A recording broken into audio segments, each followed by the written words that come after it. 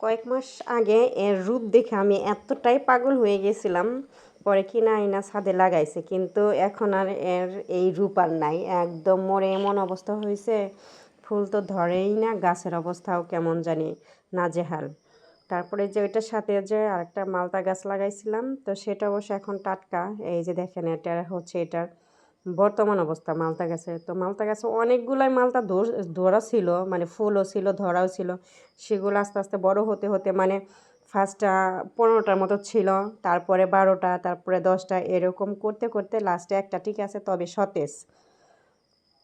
তো কয়েক মাস আগে আপনাদেরকে নিয়ে যাই, চলুন। এই তো তো আমি কয়েক মাস আগে মেয়েদের স্কুলে গেছিলাম মেয়েদেরকে আনতে। তো যাওয়ার পরে সামনে ফুল আর ফলের যে একটা ব্যান আছে, ওইখানে ছিল। তো এত সুন্দর ফুল ফুটে আছে, আর আমি কিনবো না, এটা তো হতেই পারে না। পরে সেখানে চারা কেনার জন্য চলে গেছি।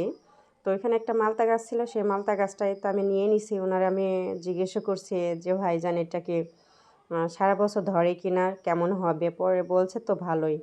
তো এর জন্য আমি মালতা গাছ আর যে এখান থেকে ইয়েলো কালারের একটা রোজ কিনে নিয়ে আসছি বাসায় লাগানোর জন্য। তো অলরেডি আমি বাসায় কিন্তু চলে আসছি এখানে। তো এখানে ওই যে সামনে একটু ভিউটা আপনাদেরকে দেখিয়ে দিলাম। আর এই যে একটা আনারস ছিল, আনারস আছে, আর এই আনারসটা কিন্তু পেকেছিল, সেটা আমরা খেয়ে নিছি। আর তখন কিন্তু এতটা জঙ্গলে ছিল না, কিন্তু এখন অনেকটাই জঙ্গল। তো এই পাশে আমি একটু গর্ত, একটু না, যেহেতু মালতা গাছ লাগাবো, আর মালতা গাছের গোড়াটা অনেকটা ভারী, আর যেভাবে লাগাই না কেন গাছটা মানে কিছু হবে না। যেহেতু গাছের গোড়ায় অনেক মাটি আছে, আর মানে প্যাকেটটা অনেক ভালো ছিল, এর জন্যই মানে কিছু হবে না।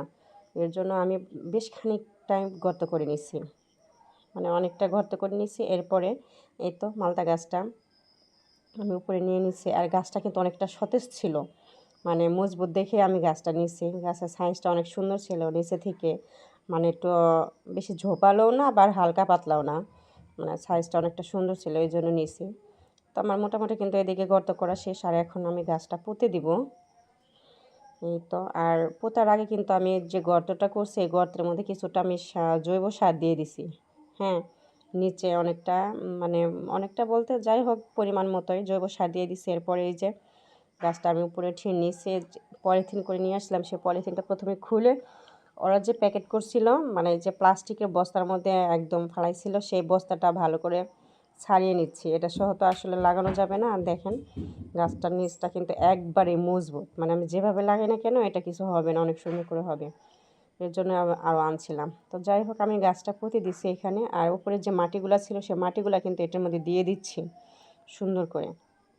এরপরে আমি গোলাপ গাছটা লাগানোর জন্য বসে গেছি, আর এখানে আমার আরও অলরেডি গাছ ছিল, তো গাছটা নেই, এর জন্য ওইটার মধ্যে এই গোলাপ গাছটা লাগিয়ে দিচ্ছি। আর ওইখানে নিচে কিন্তু জৈব সার ছিলই, তো সেগুলো দিয়ে আমি সুন্দর করে গোলাপ গাছটা লাগিয়ে দিচ্ছি।